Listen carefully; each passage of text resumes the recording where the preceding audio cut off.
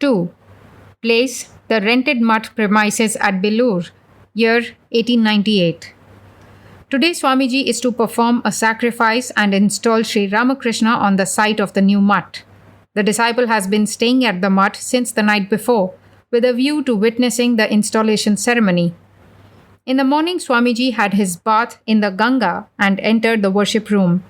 Then he made offerings to the sacred padukas, slippers, of Sri Ramakrishna and fell to meditation.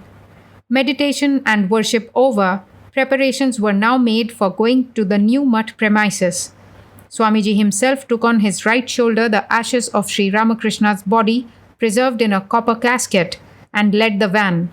The disciple, in company with other sannyasins, brought up the rear. There was the music of bells and conches. On his way, Swamiji said to the disciple, "Sri Ramakrishna said to me, 'Wherever you will take me on your shoulders, there I will go and stay, be it under a tree or in a hut.'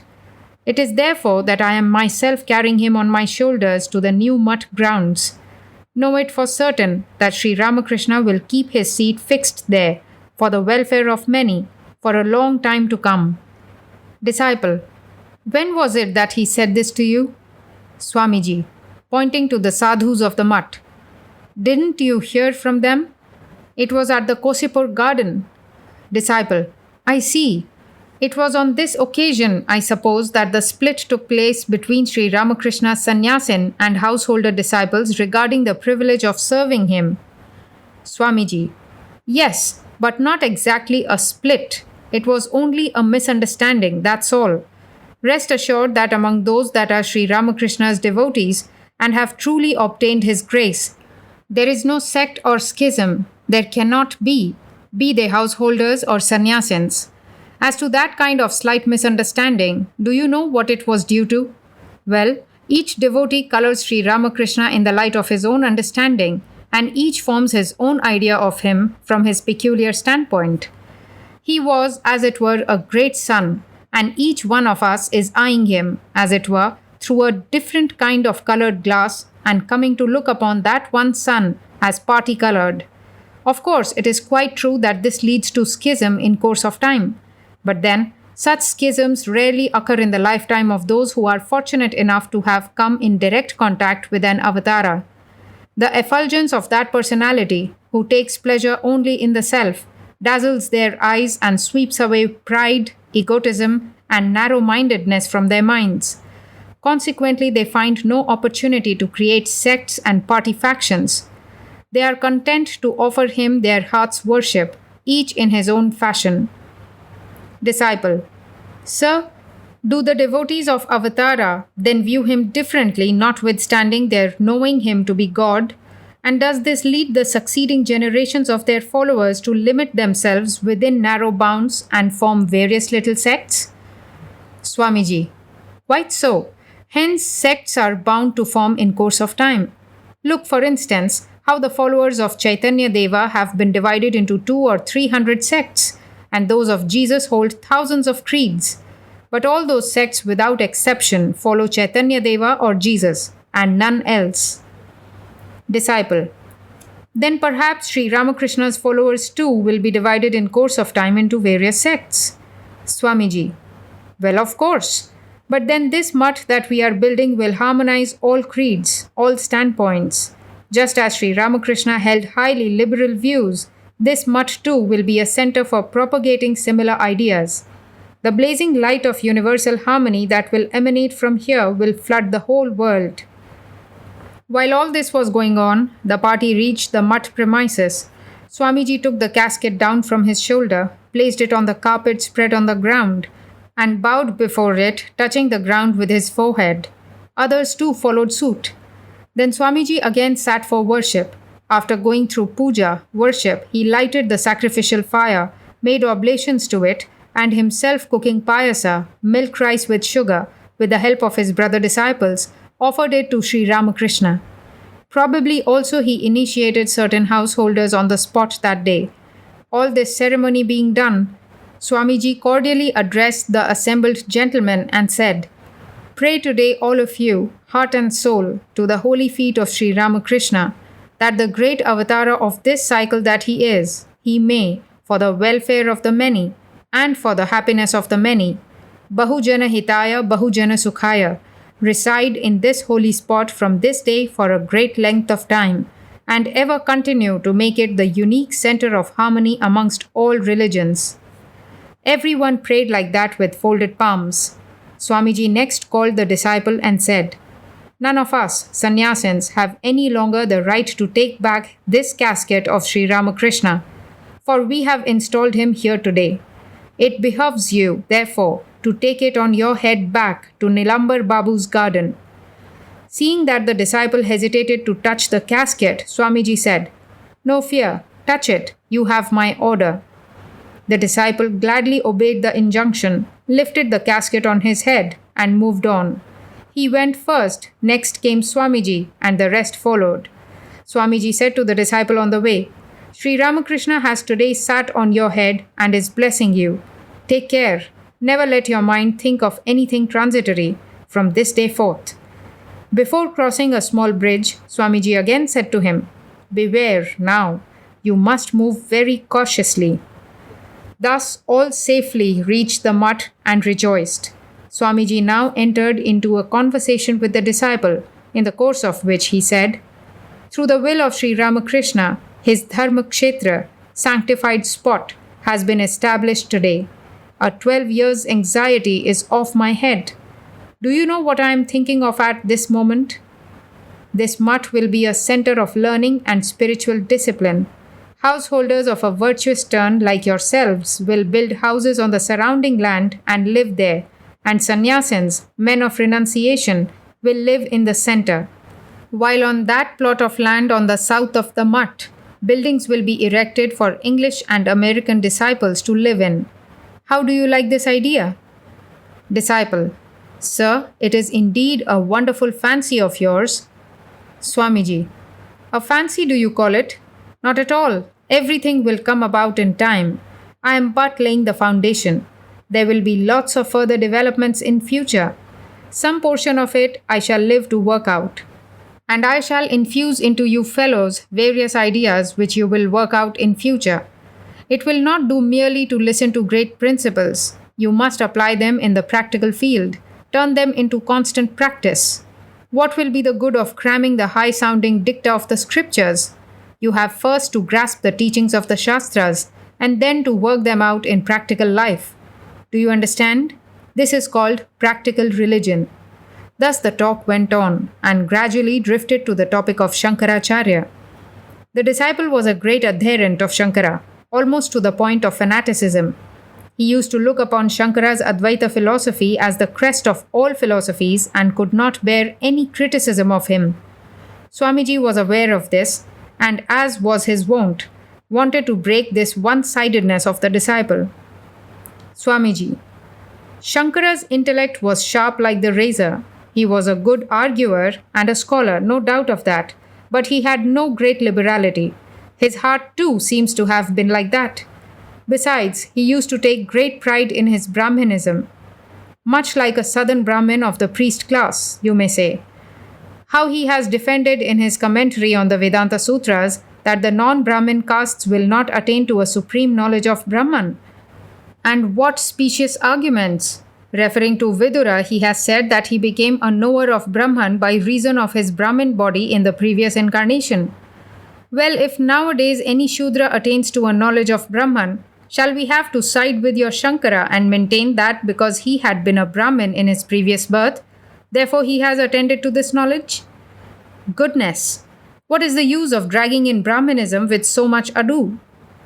The Vedas have entitled anyone belonging to the three upper castes to study the Vedas and the realization of Brahman, haven't they? So Shankara had no need whatsoever of displaying this curious bit of pedantry on this subject, contrary to the Vedas. And such was his heart that he burnt to death lots of Buddhist monks by defeating them in argument. And the Buddhists too were foolish enough to burn themselves to death simply because they were worsted in argument. What can you call such an action on Shankara's part except fanaticism?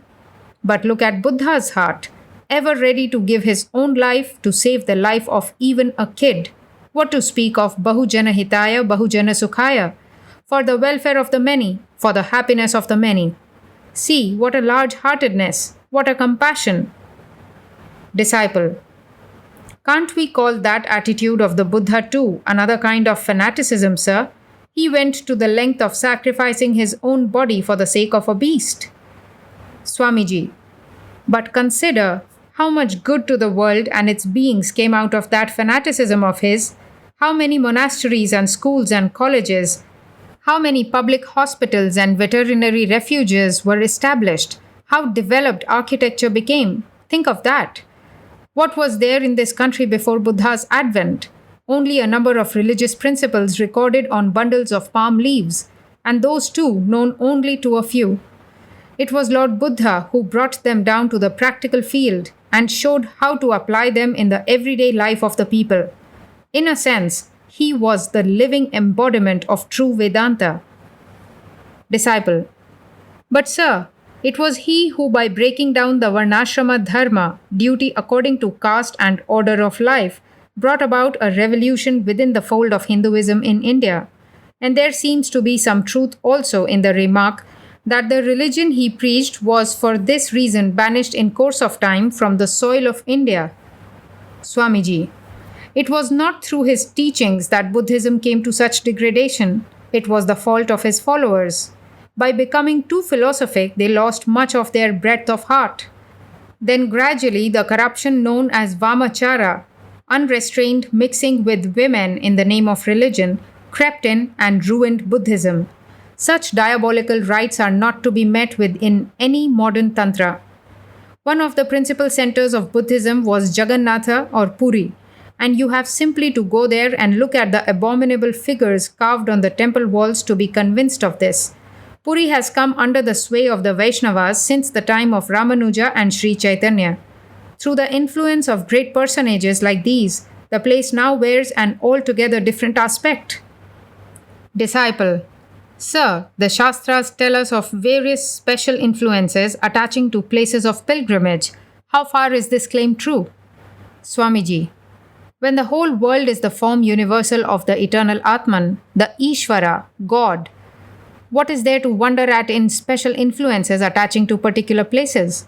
There are places where he manifests himself specially, either spontaneously or through the earnest longing of pure souls, and the ordinary man, if he visits those places with eagerness, attains his end quite easily. Therefore, it may lead to the development of the self in time to have recourse to holy places. But know it for certain that there is no greater tirtha, holy spot, than the body of man. Nowhere else is the Atman so manifest as here. That car of Jagannatha that you see is but a concrete symbol of this corporeal car. You have to behold the Atman in this car of the body. Haven't you read Atmanam Rathinam Vidhi? Know the Atman to be seated on the chariot, etc. Madhye Vamanamasinam Vishve Deva Upasate. All the gods worship the Vamana, the supreme being in a diminutive form, seated in the interior of the body. The sight of the Atman is the real vision of Jagannatha, and the statement, Rathe cha Vamanam Drishta Punarjanmana Vidyate. Seeing the Vamana on the car, one is no more subject to rebirth, means that if you can visualize the Atman which is within you, and disregarding which you are always identifying yourself with this curious mass of matter, this body of yours, if you can see that, then there is no more rebirth for you. If the sight of the Lord's image on a wooden framework confers liberation on people, then crores of them would be liberated every year, especially with such facility of communication by rail nowadays. But I do not mean to say that the notion which devotees in general entertain towards Sri Jagannatha is either nothing or erroneous. There is a class of people who gradually rise to higher and higher truths with the help of that image. So it is an undoubted fact that in and through that image there is a special manifestation of the Lord. Disciple. Sir, are there different religions then for the ignorant and the wise? Swamiji. Quite so. Otherwise, why do your scriptures go to such lengths over the specification of the qualifications of an aspirant? All is truth, no doubt, but relative truth, different in degrees. Whatever man knows to be truth is of a like nature. Some are lesser truths, others higher ones in comparison with them, while the absolute truth is God alone. This Atman is altogether dormant in matter, in man, designated as a living being. It is partially conscious, while in personages like Sri Krishna, Buddha, and Shankara, the same Atman has reached the superconscious stage. There is a state even beyond that, which cannot be expressed in terms of thought or language. Avanga Manasa Gocharam. Disciple. Sir, there are certain bhakti sects who hold that we must practice devotion by placing ourselves in a particular attitude or relation with God. They do not understand anything about the glory of the Atman and so forth, and exclusively recommend this constant devotional attitude. Swamiji. What they say is true to their own case. By continued practice along this line, they too shall feel an awakening of Brahman within them. And what we sannyasins are doing is another kind of practice. We have renounced the world. So, how will it suit us to practice by putting ourselves in some worldly relation, such as that of mother or father or wife or son and so forth, with God? To us, all these ideals appear to be narrow. Of course, it is very difficult to qualify for the worship of God in His absolute, unconditioned aspect. But must we go in for poison because we get no nectar? Always talk and hear and reason about this Atman. By continuing to practice in this way, you will find in time that the lion, Brahman, will wake up in you too. Go beyond all those relative attitudes, mere sports of the mind. Listen to what Yama says in the Katha Upanishad. Uttishtata Jagrata Prapya Varanni Bodhata. Arise, awake, and stop not till the goal is reached. Here the subject was brought to a close. The bell for taking prasada, consecrated food, rang, and Swamiji went to partake of it, followed by the disciple.